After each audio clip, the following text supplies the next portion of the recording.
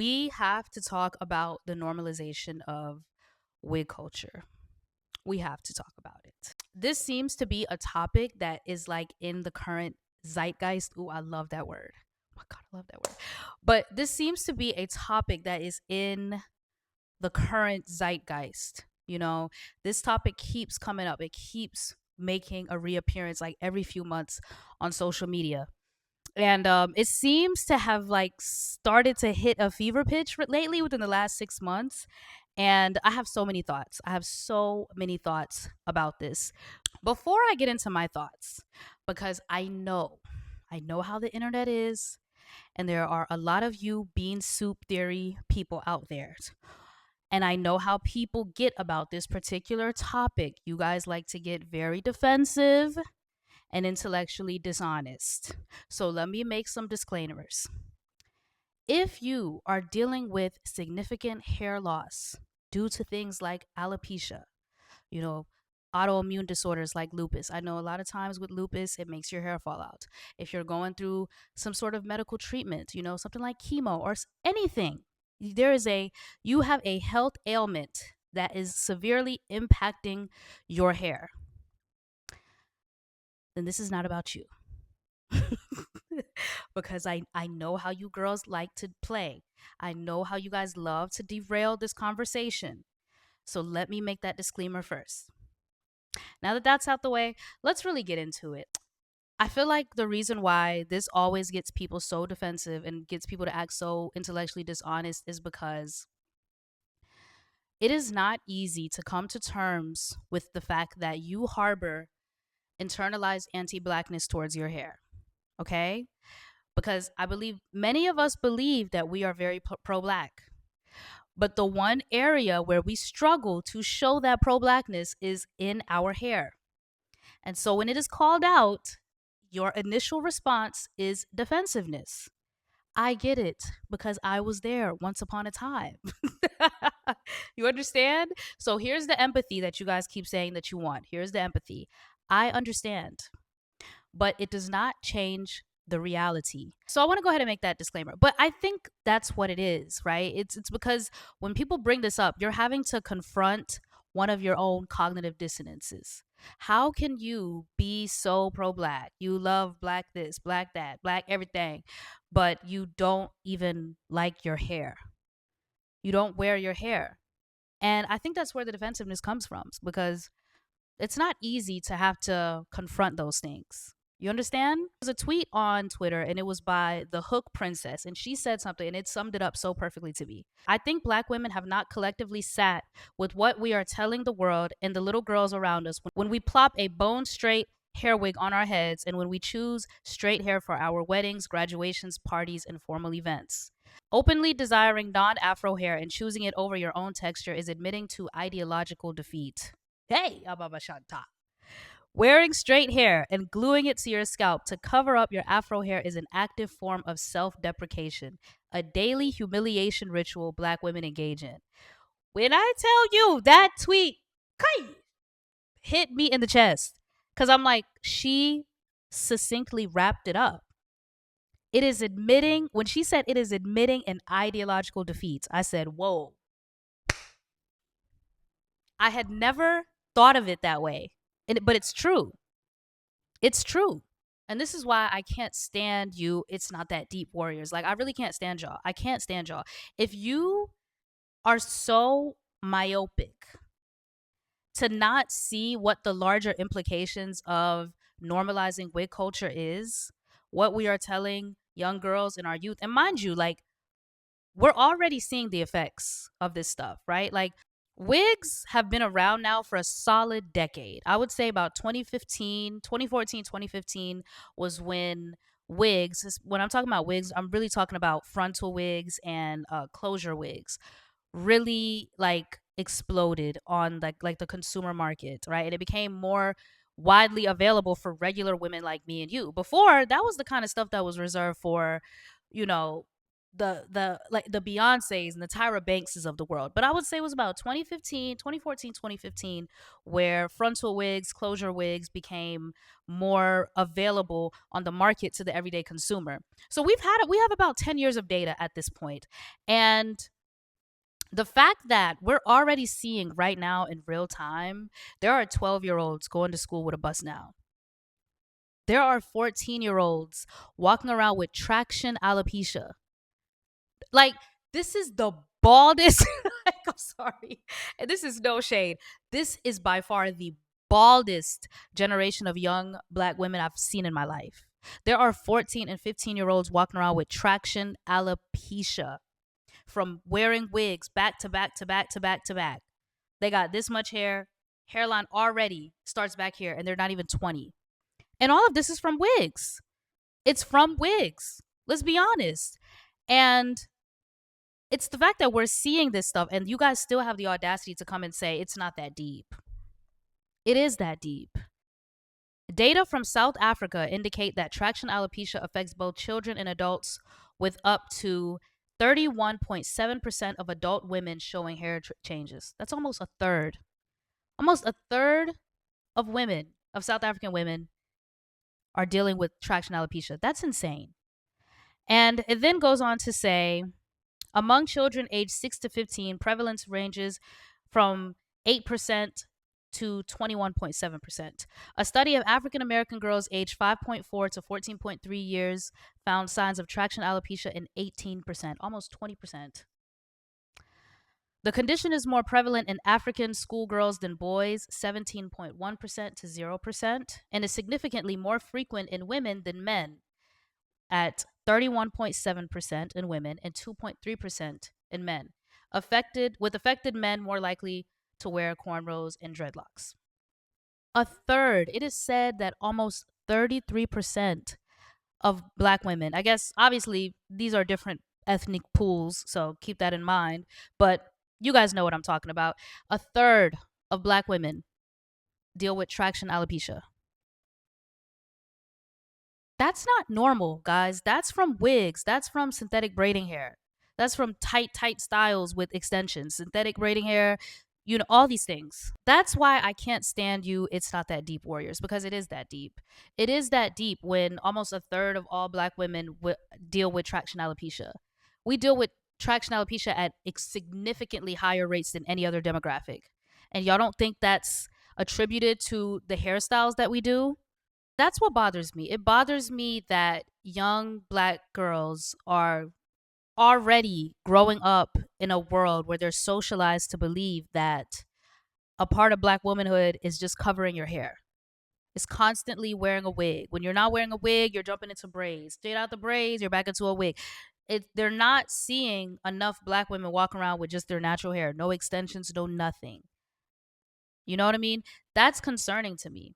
That's concerning to me. It's concerning to me to see 23, 25-year-old girls having to go to Turkey and get hair transplants because the wigs done ate up their entire hairline. Well, like, what are we actually doing for that? Like, for that to be a norm? That is not normal, guys. Like, here's the thing too that really pisses me off about the it's not that deep warriors. Why do you care? Let people do what they want. Because you guys are being intellectually dishonest and you know it. What I don't understand about this particular topic and the way Black women react to this topic is that when it comes to any other topic, when it's time to talk about colorism, when it's time to talk about featureism and misogyny and misogynoir and any other issue that affects society, you guys are there.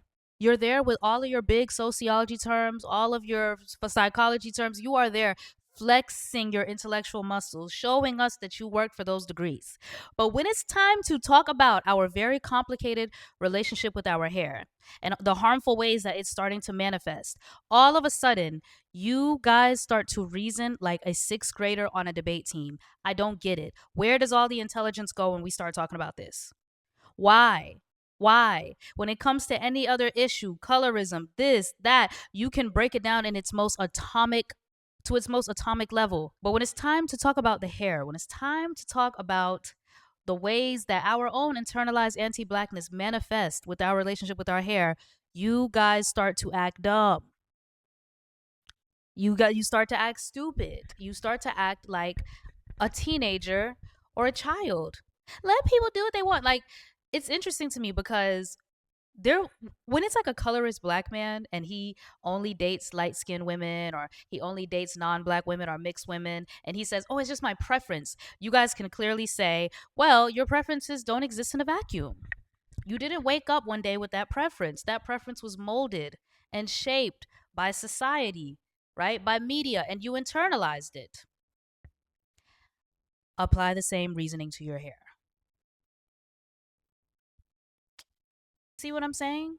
It's the cognitive dissonance, it's the intellectual dishonesty that just aggravates me. And then when y'all start saying all sorts of crazy things, like I was on TikTok arguing with this girl, and she was talking about, oh well, wigs and extensions have always been a part of African hairstyles, and this is just, arguing that the wigs, the 613 bust downs, the water wave, the Burmese curly that many of us buy is an evolution of African hairstyles.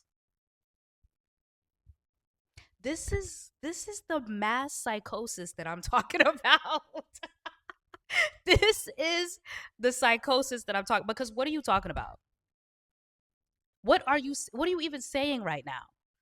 You're telling me that when we wear 613 bust down, well, I don't like 613 hair. I always thought a lot of times 613 doesn't look good. It just looks like that real it just looked like that bad Barbie doll hair, and not in a good way, but that's besides the point. When y'all are wearing your deep wave and your Burmese curly and your raw bundles, you are not like, it's even making me laugh to say it. That is not an evolution of our hairstyles as black African women. Don't bring up what they was doing in North Africa. They're not black. None of us were doing that, and we weren't. It is not like, stop it. Like this is where it's just like, you see, like, this is psychosis. This is even more reason for you to like take a step back and interrogate it, because why are you defending your right, your entitlement to the hair of an impoverished Southeast Asian teenager like this? Does that not sound crazy to you? Like, take a step back and ask yourself, oh my God, why am I fighting for my right to wear the hair of like, why am I doing that? Why am I like, why? What's wrong with your hair? Is it leprosy or something? Wear it out. Another thing too that really annoys me is when y'all start talking about, well, we got to talk about the history. We have to talk about the history. There, and then this act and this, and first of all, it's 2026. It is not 1954. Oh, and then we got to talk about corporate America. We got to first of all, guys, stop it. Like, please. Okay. Oh, well, we have to talk about the history, and we got to talk about the history. Guys, let me tell you something. We can talk about the history from now until kingdom come. We can talk about, how media reinforces this. We can talk about the history. We can talk about all of these things until our mouths are dry, until blood comes out of our eyes. But after you talk about the problems, then what? After you talk about the history, then what? What are you going to do? Are you going to spend your entire life capitulating to the standard, to the European beauty standard, to white supremacy? Like, what? Like, y'all act like you have zero agency in this life. If you wear your natural hair out, who's going to come and beat you? Who's going to come and beat you? Y'all literally act like if you wear your hair out, you're going to get chased out of the workplace with the sandal or something. And I'm laughing now, but I understand. I remember having this anxiety until I started wearing my natural hair to work. And let me tell you something. Then people didn't care. They didn't care. They didn't care if my hair was natural, if I was wearing braids, if I had they did not care. In fact, a lot of times when I wore my fro, I would get compliments. They don't care as much as y'all think they do. That's your own anxiety telling you that. Honestly, most workplaces, they don't care. Like, I get it. We can talk about the texturism, and we can talk about this and that problem and this and that until kingdom come. But at the end of the day, you have agency. You can't spend your entire life going about life thinking that you have no agency to do anything because of this power structure and this power structure and that history. And please, who's going to come and beat you if you wear your natural hair? Who? Who is going to run into your house and beat you up if you decide to wear your natural hair out? Who? Like, stop it, guys. Enough is enough. And on top of that, if we don't wear our natural hair out, like that tweet said, that means we are ideologically defeated. And number two, then that means our natural hair will never become normalized. The only way to normalize something is you keep doing it, right? Just like we normalize wigs, we can normalize our natural hair. Like it's very much possible. Another thing too that I think is another layer to this issue that we never really explore is that wigs have now become a class and wealth signifier. Maybe not wealth, but wigs have become a class signifier, right? When a woman has a lot of wigs, she has a lot of different wigs at that, she's able to switch her wigs very often. We associate that with money. We see that and we're like, oh my God, that means she has a lot of, leisure income. She has money. She can buy this wig and that wig. And then, there's the hierarchies of regular wigs and raw wigs. If you only wear raw hair, you're like, it's become a class signifier. And I think that's another reason, too, why we cling on to them so much. Because one thing about Black people is we love to perform wealth. Bad. We love to perform wealth. When you see somebody in a wig, you a lot of times see that as, oh, they're making more money, right? Like I said, it's a class signifier. Maybe they've gone up a little or they've moved up a little bit within their class because they have a wig. What are we saying now? I think when we normalize stuff like that, we're basically saying that our hair is poor. We associate our hair with poverty, and that in itself is anti-Black, right? And I think that's another reason why some of these girls don't want to give up their wigs. Because if we're all wearing natural hair, how am I going to perform wealth? How am I going to prove that I have more money than you? How am I going to prove that I have ascended above the plebeians, the plebs, the pos? If me and you are both in an afro, how are people going to know I have more money than you? And you see this too when some of the girls who wear wigs, like their defense is, oh, you're just mad because you can't afford a wig. You're wearing your natural hair because you can't afford a wig. And I think desirability plays a role in this. A lot of women feel like they are not desirable in their natural hair. And I don't care what you guys say. A lot of you guys say, oh, I don't do things for men. I only do things for myself. Please. Stop it. A part of why some women don't feel comfortable wearing their natural hair, especially when their natural hair is shorter, right? Like, is because they don't feel desirable, right? Because natural hair has been masculinized, right? And so because of that, they don't feel desirable. They don't feel feminine. That's another layer to it too. When in actuality, in my opinion, a short afro with earrings and a beat face, to me, that's so chic.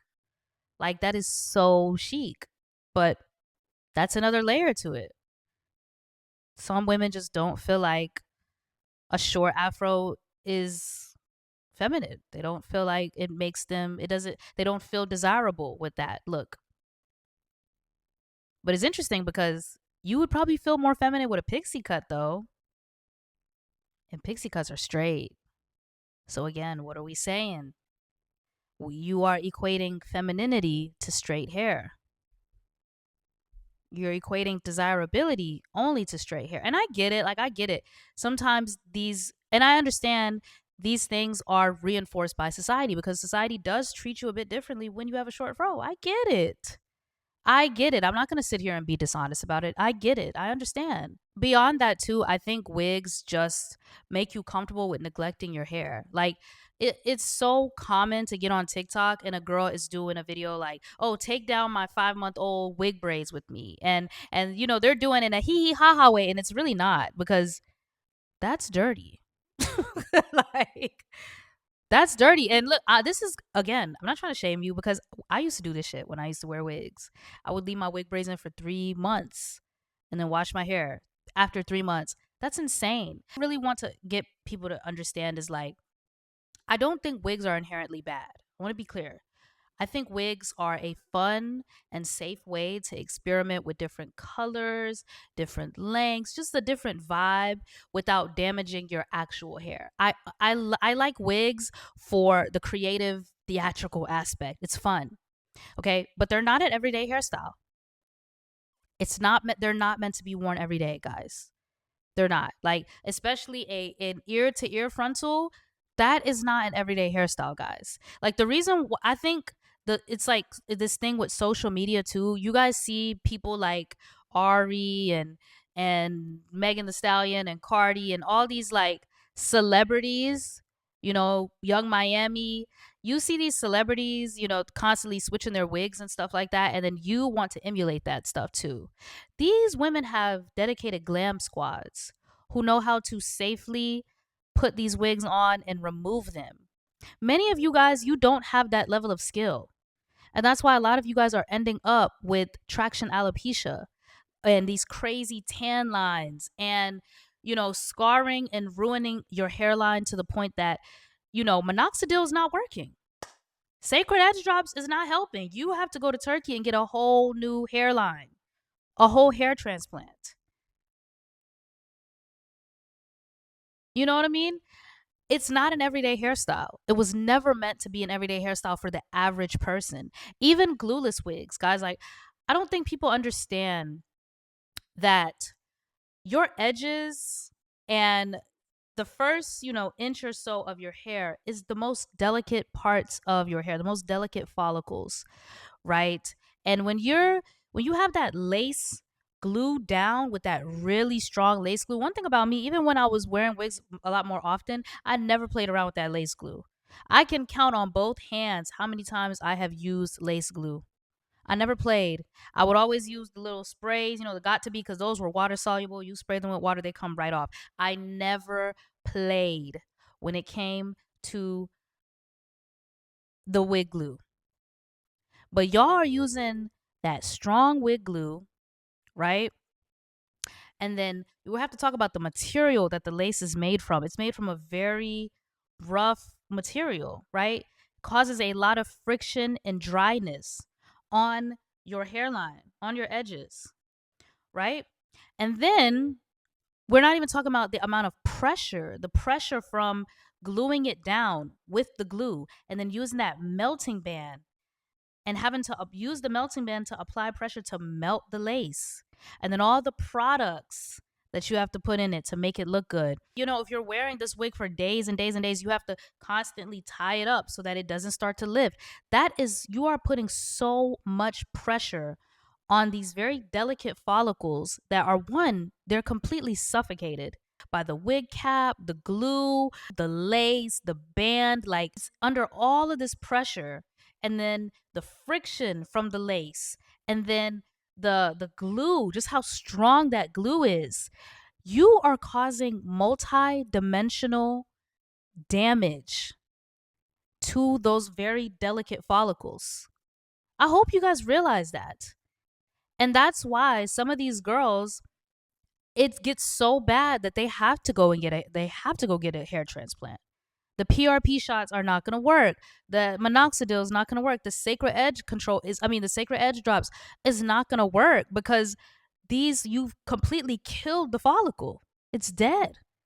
It's not capable of anything anymore. And that's why it's not meant to be an everyday hairstyle, guys. It's really not.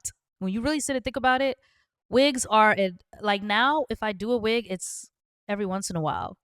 But it's not something that I would wear on a day to day. Even the glueless ones, I would not wear those on a day to day because, like I said, you're still dealing with the pressure from the lace on that delicate part of your hair, and then the friction from the material of the lace and the way it dries out your hair. And most of y'all, like I said, you're not even washing your hair on the schedule you need to. So it's not really, like, for you guys who it's not a hairstyle to be worn all the time, and it's really not as protective as you guys think it is. It's not. Wigs are not that protective. You might protect the rest of your hair, but wearing lace every day, whether it's glueless or not, that friction is going to impact this part of your hair. It's inevitable. There's no way around it. I don't care what you guys say. It's almost inevitable. It's going to affect you eventually. this is why we need to not normalize wig culture, because like I said before, you have teenagers who don't understand this. They don't understand what I'm telling you. They don't understand that constantly wearing wigs is going to cause multidimensional damage to their hairline. And then they might end up in a situation where, yes, it gets so severe that they can only get a hair transplant. They don't get that.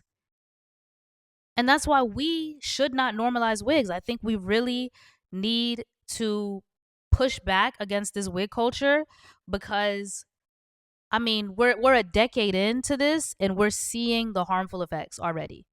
And it's not pretty. It's not a good picture. It's not good. It's not a conversation that I think we can keep shutting down. Like, no, it's not.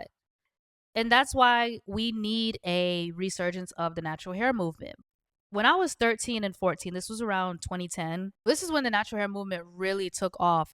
I was inspired by watching these, grown black women in their 20s and 30s, like, stop relaxing their hair, completely, like, embrace their natural hair. And, like, of course, there were a lot of bad things that came from the natural hair movement, like product junkies. And we was doing all types of dumb stuff, putting eggs and mayonnaise and avocado and rice water. Like, we were doing all of these things, making all these crazy hair oils. Looking back on that, like, as a teenager, I'm glad that that was happening, because it made me want to learn about my hair. It made me want to learn how to take care of my hair. Yes, we did a lot of dumb stuff, but it gave me a foundation. It gave me a foundation.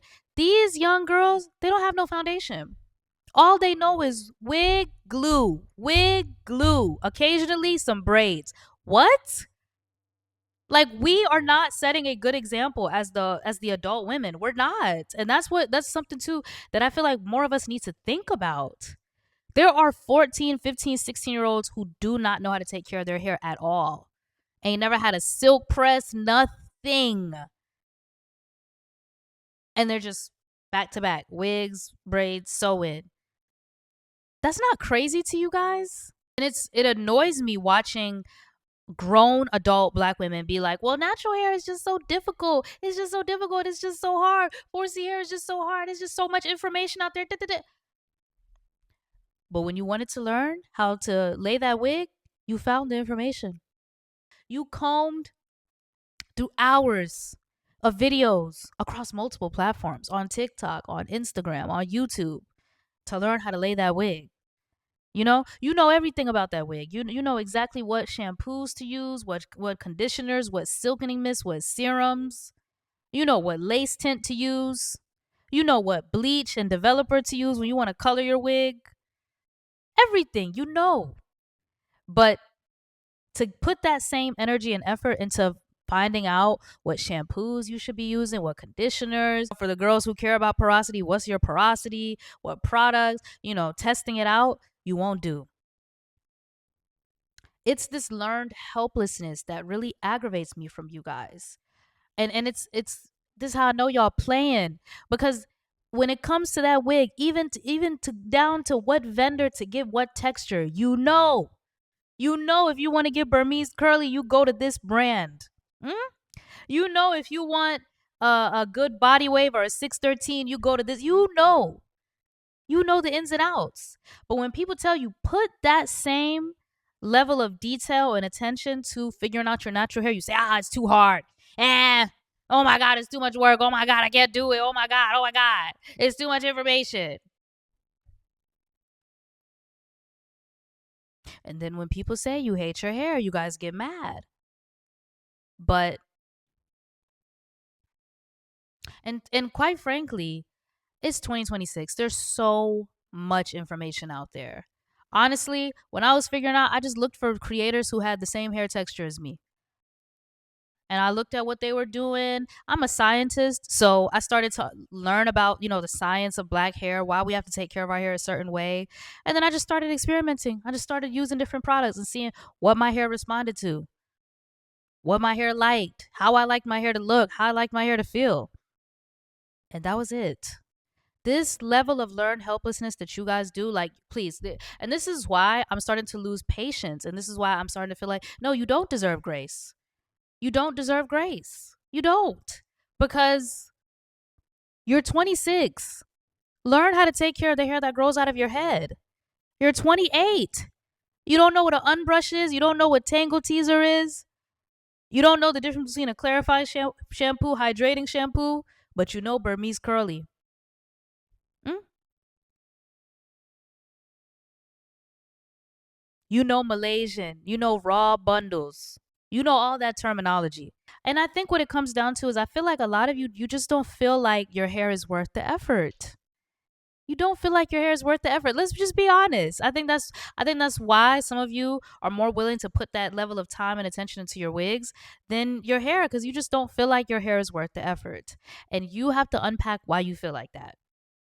I can't tell you why you feel like that. You have to unpack that. Because mind you, I think natural hair is so beautiful. I feel like when I wear my fro like this is when I look my best. No kizzy, no cap. I swear to God, I feel like this is when I look my most beautiful. Oh, well, you guys are not encouraging. You're shaming. Let me tell you something. Shame is good sometimes. Yeah, I'm of the belief that shame is necessary. It is. It is. I think shame, when it's channeled the right way, can be a catalyst to growth and changed behavior. Shame is good. Shame is good. Like, shame in healthy doses is good. You need to feel shame. It is shameful that you are 27 and you don't know how to take care of your hair, but you know how to take care of a wig. Especially if you plan to have children one day. What are you going to do with your daughter's hair? Are you going to subject her to a lifetime of broken off hair because you refuse to learn how to take care of your own and in turn learn how to take care of hers? Is that fair to her? Or what are you going to do? You're going to put them awful princess cover ups?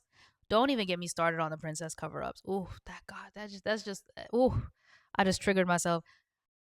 The princess cover ups, that will be a different video. That's going to be a different video. But yeah, the learned helplessness, it has to stop. The intellectual dishonesty and the defensiveness, it has to stop. Like, we have enough data now. We're 10 years into this wig thing. We have enough data now to prove that this is something that needs attention. And I'm not saying that you can never wear a wig again. Like I said, I like a good wig. I like it when of course, I don't want to put heat on my hair. I don't want to color my hair. So yeah, when I want to do a little something, something, I'll put on a wig. But more so that there needs to be a balance. You should not be in a wig 24/7, 365. That's crazy. That's nuts. There needs to be a balance, not only just for us and our general health, but also because we need to think about what we are teaching to the girls. What type of beauty standard are we projecting onto them? You know, because when they get older and they have complexes about their skin and they start talking about, well, growing up, I didn't see women wear their natural hair. They're going to be right. And that's going to be our fault.